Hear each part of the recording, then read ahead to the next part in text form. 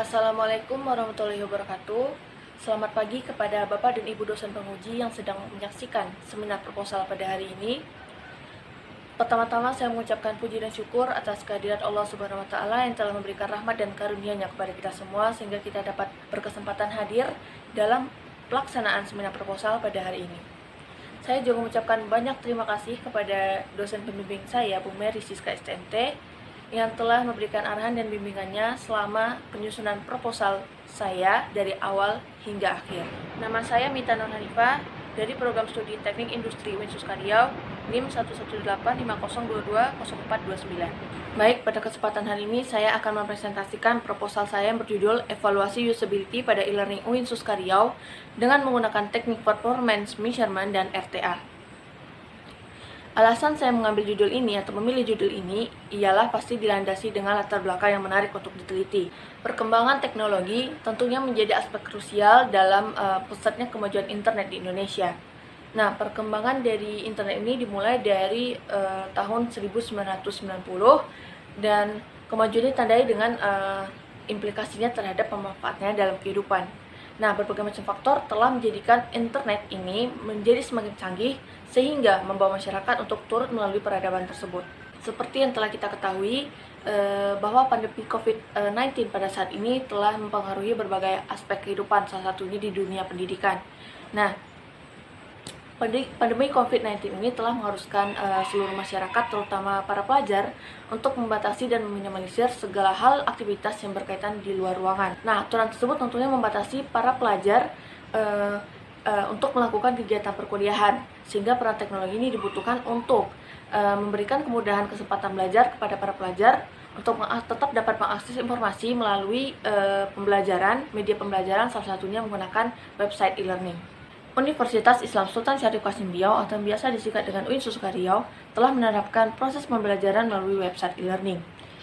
E-learning Winsus Karyau ini sebelumnya telah mengalami pembaruan pada tampilan websitenya. Hal ini menyebabkan para pengguna baru maupun pengguna terampil membutuhkan adaptasi terhadap pembaruan tersebut. Namun, belum diketahui apakah dengan tampilan baru tersebut telah efektif dan efisien secara kognitif dan juga mampu memenuhi kepuasan pengguna website e-learning tersebut. Dari hubungan sistem tersebut, terjadilah interaksi antara manusia dengan komputer atau disebut dengan Human Computer Interaction atau disingkat dengan HCI. Human Computer Interaction ini mempelajari tentang bagaimana manusia berinteraksi dengan komputer dan mengkondisikan sebuah sistem komputer untuk mempermudah dan memperlancar pekerjaan manusia. Salah satu aspek HCI ini adalah kemudahan pengguna dalam menggunakan sistem tersebut. Sedangkan usability merupakan kemampuan komputer untuk digunakan secara tepat dan presisi. Maksudnya di sini itu adalah ketepatan interface yang ada. Nah, contohnya saja adalah tombol-tombol kecil atau menu-menu utama yang dapat mengurangi usability yang ada karena user cenderung susah menekannya karena ukurannya terlalu kecil. Dalam melakukan pengujian usability terdapat beberapa teknik pengukuran. Dalam penelitian ini saya menggunakan teknik performance measurement dan juga teknik RTA. Teknik performance measurement itu digunakan untuk mengukur performa keberhasilan dan kecepatan pengerjaan tas yang diberikan kepada peserta tes selama melakukan tugas dalam pengujian usability. Nah, untuk teknik RTA atau Retrospective Think Aloud, itu teknik yang memungkinkan responden untuk memberikan informasi mengenai hal apa yang dilakukan setelah melakukan tes. Nah, teknik performance measurement ini digunakan untuk mengukur efektivitas dan efisiensi waktu pengguna, sementara teknik RTA ini untuk mengukur kepuasan pengguna dalam menggunakan website e-learning Winsus Karyau. Kedua teknik ini dapat dikolaborasikan karena mudah digunakan sehingga penelitian ini melakukan pengujian dengan menggunakan teknik performance measurement dan juga teknik RTA.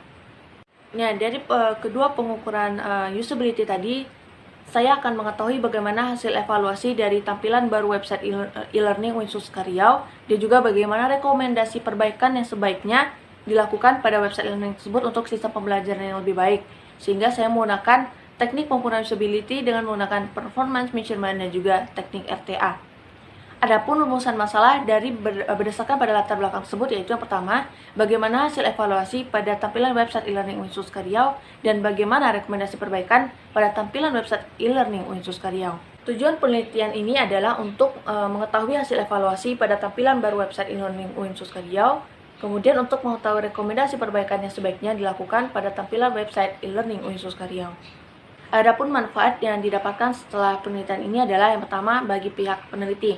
Peneliti dapat memahami penerapan teori usability pada sistem. Peneliti juga dapat memahami pengetahuan baru terhadap metode usability testing.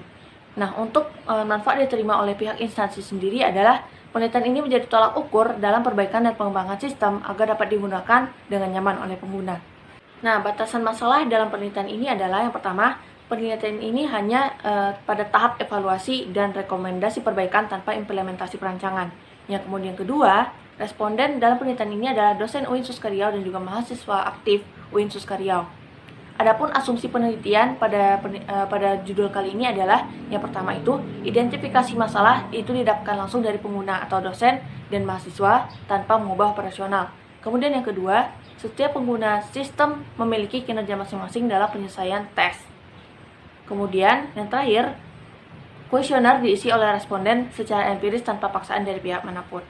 Adapun landasan teori yang mendukung penelitian ini adalah yaitu mengenai ergonomi kognitif. Nah, istilah ergonomi ini berasal dari bahasa Latin dari ergos atau kerja dan juga nomos yang artinya aturan alam. Nah, proses kognitif ini meliputi proses akuisisi, kemudian juga penyimpanan, ini misalkan di dalam memori ya, kemudian juga untuk pemanggilan, kemudian juga penggunaan, ini melibatkan aksi, dan juga pengetahuan maupun informasi. Nah, menurut saya pribadi, ergonomi kognitif atau ergonomi kognitif ini adalah bagaimana proses alam bawah sadar kita untuk mengenal atau mengingat segala informasi apapun yang kita akses dalam suatu website ataupun dalam komputer. Nah, apapun itu ya. Kalau kita kaitkan dengan penelitian ini, tentunya bagaimana si user atau pengguna ini dapat memproses dengan baik secara kognitifnya dalam mengakses website e-learning tersebut. Seperti itu. Nah, ergonomi kognitif ini menurut saya adalah bagaimana proses alam bawah sadar kita itu mengenal, kemudian juga mampu mengingat dan menyimpan berbagai memori, sehingga dari kemudahan-kemudahan tersebut kita menyimpan informasi dan semuanya diproses dan pada akhirnya akan menghasilkan output yang berupa aksi. Kita akan mengakses website tersebut, apakah kita paham dengan tampilan baru pada website e-learning tersebut dan lain sebagainya. Tujuan dari ergonomi kognitif ini adalah untuk meningkatkan kinerja kognitif dengan cara intervensi. Intervensi itu apa saja? Yang pertama, interaksi antara manusia dengan mesin atau komputer dan sebaliknya. Kemudian juga desain sistem teknologi informasi yang mendukung tugas-tugas kognitif. Kemudian juga yang ketiga, bekerja mendesain ulang untuk mengelola beban kerja kognitif dan juga meningkatkan keandalan manusia. Adapun teori selanjutnya mendukung penelitian ini adalah yang kedua yaitu sistem informasi. Nah, sistem informasi ini apa? Sistem informasi ini adalah suatu layanan yang menyediakan informasi guna menunjang dalam pengambilan keputusan atau menjalankan operasional. Dalam arti, kalau kita kaitkan dengan pendidikan, nah sistem informasi di sini adalah itu suatu layanan yang menyediakan informasi mengenai pembelajaran mengenai suatu kampus. Nah, salah satunya itu UIN Suskaryau ini untuk menunjang bagaimana si user ini untuk mengambil keputusan untuk menjalankan operasional yang terdapat pada sistem di website tersebut. Nah, penerapan sistem informasi ini sangat berguna untuk suatu instansi karena tuntutan zaman yang semakin canggih ini dengan memperhatikan beberapa aspek ergonomi kognitif dengan interaksi manusia dengan komputer yang saya sebutkan sebelumnya yaitu human computer interaction. Nah, dari sistem informasi inilah nantinya akan diketahui apakah pengguna atau mahasiswa sebagai pengguna dari website UIN Suskaryau ini dapat mengetahui algoritma dari sistem informasi ini dan dapat apakah mahasiswa ini sebagai pengguna dapat mengakses segala informasi yang berkaitan dengan media pembelajaran di dalam website e-learning UIN Suskaryau ini. Nah, kemudian usability. Nah, usability ini diartikan sebagai tingkat kepuasan pengguna suatu produk serta penggunaan yang efektif dan efisien dari suatu produk terhadap penggunanya oleh penggunanya untuk tujuan tertentu. Nah, jadi usability ini mengacu kepada sejauh mana pengguna atau mahasiswa dalam menggunakan website e-learning UIN Suskaryau ini, apakah ia dapat belajar dan juga dapat menggunakan website e-learning ini untuk mencapai tujuannya, dan sejauh mana kepuasan mahasiswa sebagai pengguna dalam menggunakan website e-learning tersebut. Apa saja kriteria penilaian dari pengukuran usability ini? Nah, ada 5. Yang pertama, learnability. Yang kedua, efisiensi. Yang ketiga, memorability. Yang keempat, eros. Dan juga yang terakhir, satisfaction. Nah, untuk kriteria yang pertama yaitu learnability, ini mengukur bagaimana tingkat kemudahan responden, yaitu dosen UIN Suskaryao dan juga mahasiswa sebagai pengguna website e-learning ini dalam melakukan tugas-tugas sederhana. Nah, kemudian yang kedua yaitu efisiensi. Ini untuk mengukur kecepatan mengerjakan tugas tertentu selama pengerjaan task itu diberikan. Nah, kemudian yang ketiga memorability. Ini pengukuran tingkat usability ini menggunakan tentang seberapa cepat pengguna mendapatkan kembali informasi atau kecakapan dalam menggunakan desain atau tampilan baru pada website UIN Suskaryao ini. Kemudian juga yang keempat yaitu errors. Errors ini artinya ketika responden, misalkan dosen ataupun mahasiswa aktif UIN Suskaryao sebagai pengguna di website e-learning ini, itu seberapa banyak kesalahan yang dilakukan selama pengerjaan task. Nah, kemudian juga satisfaction. Satisfaction ini artinya adalah kepuasan. Nah, jika dikembangkan berdasarkan kriteria penilaian usability, maka satisfaction ini adalah untuk mengukur seberapa tingkat kepuasan si responden atau pengguna website e-learning ini dalam menggunakan desain yang baru atau pada tampilan website UIN Suskaryao tersebut. Adapun tahap pengukuran dari usability yaitu yang pertama, pemilihan kuesioner. Kuesioner yang dipilih dalam penelitian ini adalah kuesioner SUS atau System Usability Scale. Kemudian yang kedua, kita memilih partisipan. Nah, partisipan di sini yang disebut adalah yang representatif atau dapat mewakili keseluruhan populasi. Kemudian kita dapat menentukan ukuran sampel dan selanjutnya kita dapat mengolah dan menginterpretasikan data berdasarkan pada karakteristik data penelitian. Nah, kuesioner yang digunakan pada penelitian ini yaitu kuesioner System Usability Scale. Nah, kuesioner ini itu terdiri dari beberapa pernyataan yang sudah disesuaikan terhadap permasalahan penelitian. Nah, kemudian dari penilaian kuesioner SUS ini itu menggunakan skala Likert yang terdiri dari 5 penilaian. Yang pertama itu sangat tidak setuju, kemudian tidak setuju, netral, setuju, dan juga sangat setuju. Nah, mengapa peneliti memilih untuk menggunakan kuesioner SUS? Nah, alasannya ada 3. Yang pertama, seperti yang sudah saya jelaskan sebelumnya, bahwa kuesioner ini itu terdiri dari beberapa pernyataan yang sudah menyesuaikan terhadap permasalahan penelitian, yang artinya beberapa pernyataan tersebut itu sudah berkaitan dengan permasalahan yang harus disesuaikan terhadap si responden ini, sehingga ini akan memudahkan responden untuk memberikan jawaban dan juga untuk menyelesaikan pengisian kuesioner tersebut. Nah, kemudian yang kedua, kuesioner SUS ini itu dapat digunakan untuk semua jenis untuk kajian semua jenis interface, misalkan dalam bidang website, smartphone, TV, dan lain sebagainya. Dan kemudian yang ketiga, kuesioner SUS ini itu terdapat skor dari 0 sampai 100. Nah, nantinya dari rentang 0 sampai 100 ini nantinya akan diterima skor akhir. Nah, skor akhir ini menjadi untuk memperlihatkan bagaimana tingkat usability dan juga tingkat acceptable dari desain website yang sudah ada. Misalkan pada website, kalau kita terapkan pada website e-learning UIN Suskaryao. Nah, di sini ada contoh tabel kategori nilai SUS. Misalkan rentang nilainya itu 71 sampai 100. Nah, statusnya apa? Itu bisa acceptable. Kemudian juga untuk rentang 51 sampai 70,9 itu statusnya marginal, dan untuk skor akhir di 0 sampai 50,9 itu statusnya adalah not acceptable. Teknik pengukuran usability testing pada website e-learning UIN Suskaryao ini yang pertama itu teknik performance measurement. Nah, komponen yang dapat diukur dari teknik performance measurement ini yaitu dari segi efisiensi dan juga efektivitas. Nah, untuk melihat dari efektif atau tidaknya suatu website itu dilihat dari keberhasilan responden dalam menyelesaikan tugas. Nah, tugas seperti apa? Tugasnya itu misalkan kita melakukan mencari menu profile untuk mengunggah foto profil, atau ingin mengedit atau ada yang kita edit di bagian menu profile. Atau bisa juga kita melakukan upload assignment, misalkan seperti itu, atau mencari kalender, atau kita ingin mencari mata kuliah di website e-learning UIN Suskaryao, dan lain sebagainya. Kemudian juga dari proses pengambilan data tersebut itu apabila responden gagal dalam menyelesaikan tugas. Nah, gagal ini misalkan seperti apa? Pada saat responden ingin mengakses website tersebut, nah misalkan responden ini salah masuk gitu, misalkan ingin mencari dashboard. atau menu utama. Nah, gitu bingung kita mau ngeklik yang mana gitu. Kita lupa tadi ada di mana ya, karena sebelumnya kita kayaknya ngeklik di sini tapi mana gitu. Mana gitu. Jadi kayak kebingungan gitu di mana. Nah, tentunya ini akan memakan waktu karena tadinya kan teknik performance measurement ini itu mengukur seberapa lama pengguna dalam mengakses website dalam menyelesaikan tugas.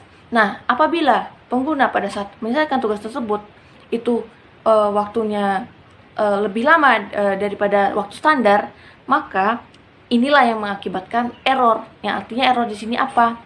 Responden itu dikatakan error apabila responden tidak dapat menyelesaikan tugas dengan waktu standar yang telah ditentukan. Nah, waktu standar ini seperti apa? Nah, jadi responden ini kan terbagi dari dua nih. Ada mahasiswa dan juga dosen.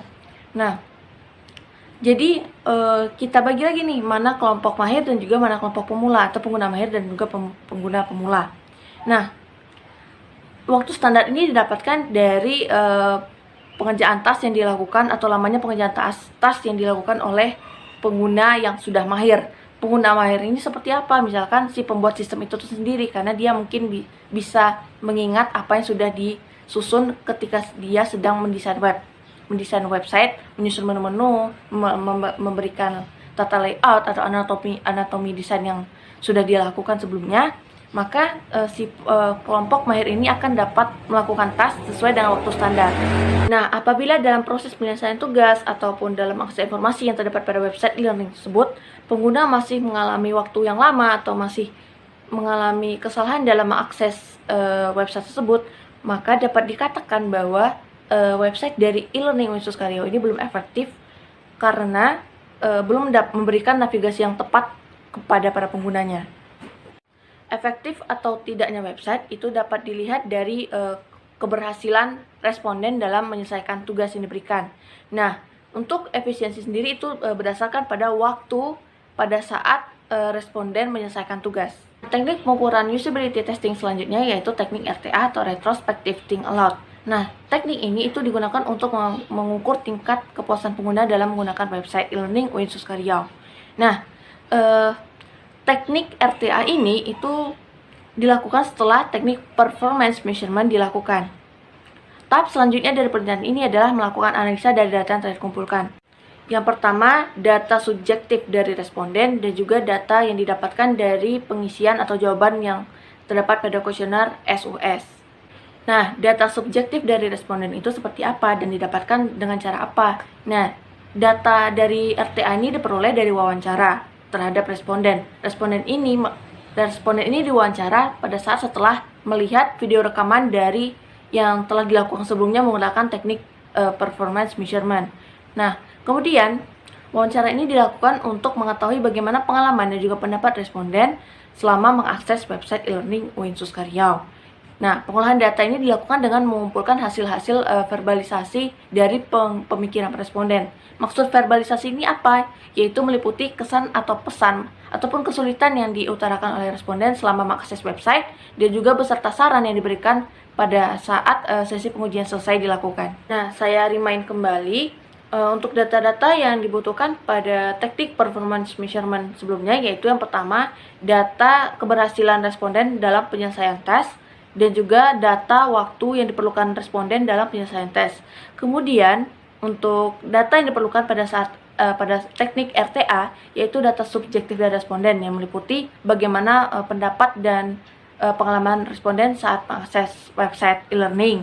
Kemudian juga data yang dikumpulkan dari pengisian kuesioner atau jawaban yang didapatkan dari kuesioner SUS yang telah disebarkan kepada responden. Jadi, teknik RTA adalah teknik yang memungkinkan seorang responden menceritakan hal apa yang dilakukan ketika tes telah selesai dilakukan dan juga untuk mengukur tingkat kepuasan pengguna.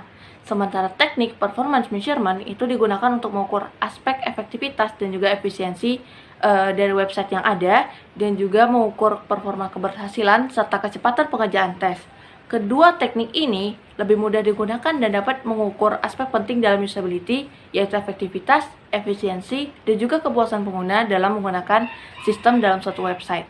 Adapun metode yang dilakukan dalam penelitian ini adalah yang pertama studi pendahuluan. Studi pendahuluan ini di mana peneliti mencari permasalahan yang akan diteliti. Kemudian yang kedua yaitu studi literatur di mana peneliti mencarikan landasan-landasan teori ini berkaitan dengan permasalahan yang akan diteliti. Kemudian yang ketiga yaitu identifikasi masalah, di mana peneliti mencoba untuk mengetahui apakah penelitian atau permasalahan ini itu bisa diangkat dan dapat dibahas melalui penelitian yang dilakukan sehingga permasalahan tersebut dapat diselesaikan dengan baik.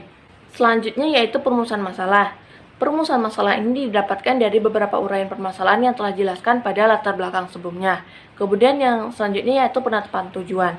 Nah, penetapan tujuan pada penelitian ini dilakukan agar penelitian itu lebih terarah dan jelas sehingga penelitian ini memiliki fokus tujuan. Nah, kemudian yaitu pengumpulan data. Pengumpulan data ini dilakukan dengan mengumpulkan data primer dan juga data sekunder. Nah, untuk data primer itu didapatkan dari observasi. Selain observasi, data primer juga dapat dikumpulkan melalui wawancara dan juga pengisian kuesioner. Nah, untuk selanjutnya data sekunder. Data sekunder ini berupa profil serta visi dan misi dari instansi terkait yaitu UIN Suskaryau. Nah, untuk selanjutnya yaitu dengan menentukan jumlah sampel. Nah, dari segala populasi atau total populasi yang terdapat di UIN Suskaryau itu cukup banyak dan untuk menentukan jumlah sampel ini dilakukan dengan menggunakan perhitungan rumus Slovin. Nah, kemudian selanjutnya yaitu penyebaran kuesioner SUS. Penyebaran kuesioner SUS ini kan bisa terdiri dari beberapa pernyataan dan terdiri dari penilaian dengan menggunakan penilaian skala Likert yang terdiri dari 5 skala yaitu 1, 2, 3, 4, 5 dengan pernyataan sangat tidak setuju, netral, setuju, dan sangat setuju. Kemudian dari pengisian kuesioner atau jawaban yang terdapat pada pengisian kuesioner tersebut, maka data-data tersebut dapat dikumpulkan dan diolah. Untuk identifikasi permasalahan tersebut itu dilakukan setelah mengetahui variabel dari pertanyaan kuesioner SUS yang mana memiliki nilai terendah. Nah, permasalahan itu nanti teridentifikasi dengan mencari tahu penyebab dari permasalahan-permasalahan tersebut. Nah, kemudian setelah melakukan identifikasi permasalahan, kita bisa selanjutnya kita membuat saran dan juga rekomendasi dari perbaikan website e-learning UIN Suskaryau. Jadi dari rekomendasi perbaikan e-learning tersebut, maka diperoleh berdasarkan pada tanggapan responden pada kuesioner SUS yang mengacu pada permasalahan atau kendala yang dialami oleh pengguna pada saat mengakses website e-learning UIN Suskaryau. Setelah mengetahui apa sih penyebab dari permasalahan tersebut, maka dapat ditentukan saran yang tepat untuk perbaikan dari website e-learning UIN Suskaryau. Tahap selanjutnya yaitu analisa. Analisa ini dapat dilakukan setelah data-data tersebut dikumpulkan dan juga telah dilakukan pengolahan data. Nah, tujuan dari dilakukannya analisa ini secara lebih detail adalah untuk mengambil sebuah keputusan yang tepat mengenai permasalahan yang ada pada website e-learning UIN Suskaryau. Tahap terakhir yaitu kesimpulan dan saran. Kesimpulan itu biasanya berisikan jawaban dari tujuan penelitian yang diperoleh dari hasil pengolahan data. Sementara saran itu berisikan masukan yang bersifat membangun dan juga perbaikan untuk penelitian selanjutnya. Sebelum saya akhiri presentasi ini, saya ingin mengucapkan terima kasih sebesar-besarnya kepada Ibu dosen pembimbing, yaitu Bu Mary Siska STMT, karena tanpa adanya bimbingan dari Ibu dosen, maka penelitian ini tidak akan terlaksana. Oleh karena itu, saya bersedia untuk menerima segala masukan dan saran. Saya akhiri presentasi dari saya tutup. Assalamualaikum warahmatullahi wabarakatuh.